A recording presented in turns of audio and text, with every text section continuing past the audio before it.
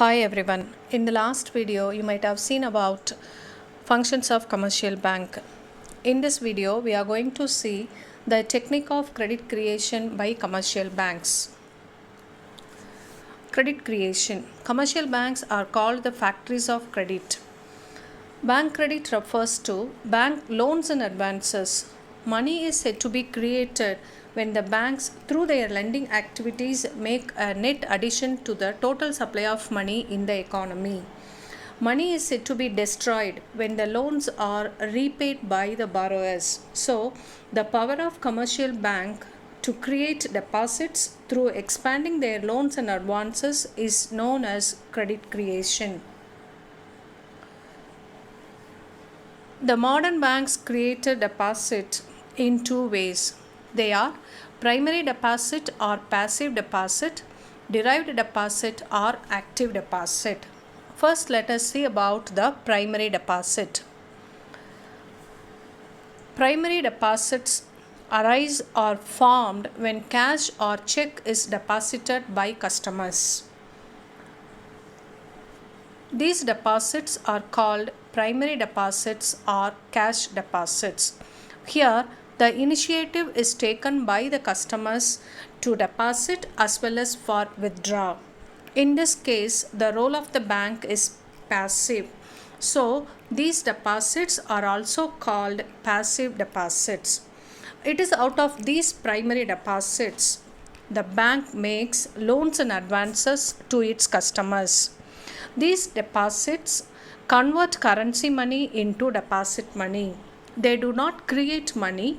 They do not make any net addition to the stock of money in the economy. Now, let us see about derived deposits. Bank deposits also arise when a loan is granted or when a bank discounts a bill or purchase government securities. Deposits which arise on account of granting loan or purchase of assets by a bank are called derived deposit. Here, the role of the bank is active in the creation of such deposits. So, these are also known as active deposits. So, credit creation implies multiplication of bank deposits. Process of credit creation. The banking system as a whole can create credit which is several times more than the original increase in the deposits of a bank. Credit creation literally means the multiplication of loans and advances. Every loan creates its own deposit.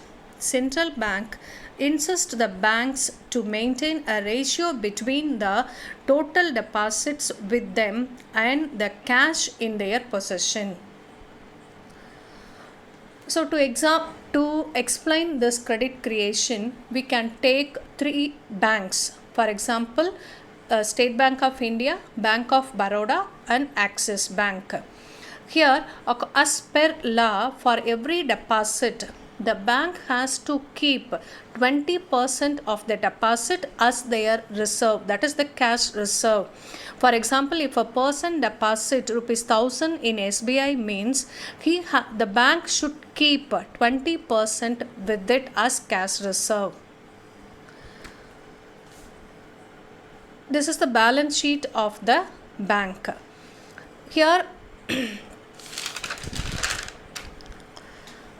under the double entry system, the amount of rupees 1000 is shown as on both sides. The deposit of rupees 1000 is a liability for the bank and its cash reserve is rupees 800.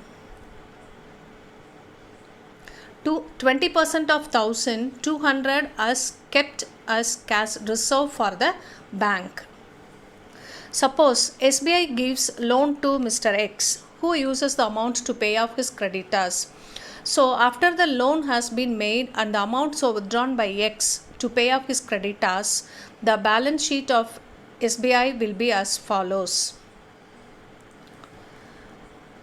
Here, Mr. X purchases goods value of rupees 800 from Mr. Y and he is paying 800 to Mr. Y. Y deposits rupees 800 with Bank of Baroda. So the deposit of Bank of Baroda and the cash reserve also increases in Bank of Baroda.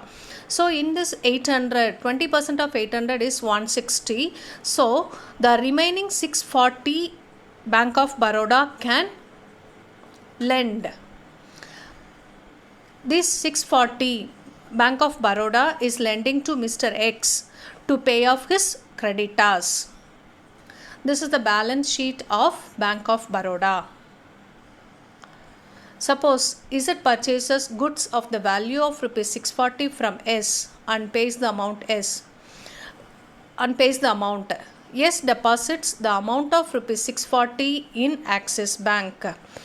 So Axis Bank can keep 20% of 640, that is 120 as cash reserve, and it has the capacity to lend 512 to a merchant.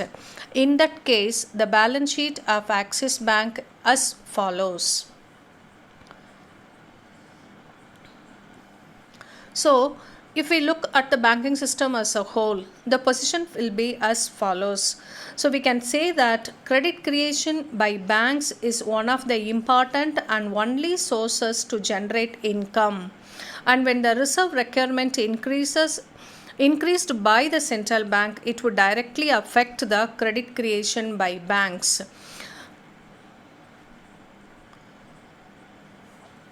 The total volume of credit created in the banking system depends on the cash ratio. If the cash ratio is 10%, there will be tenfold increase. If it is 20%, there will be fivefold increase in the money.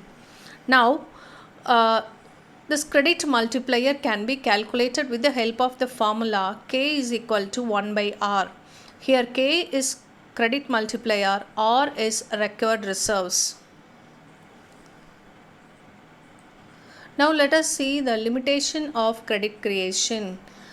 Here the commercial banks, they do not have any unlimited power of credit control. They are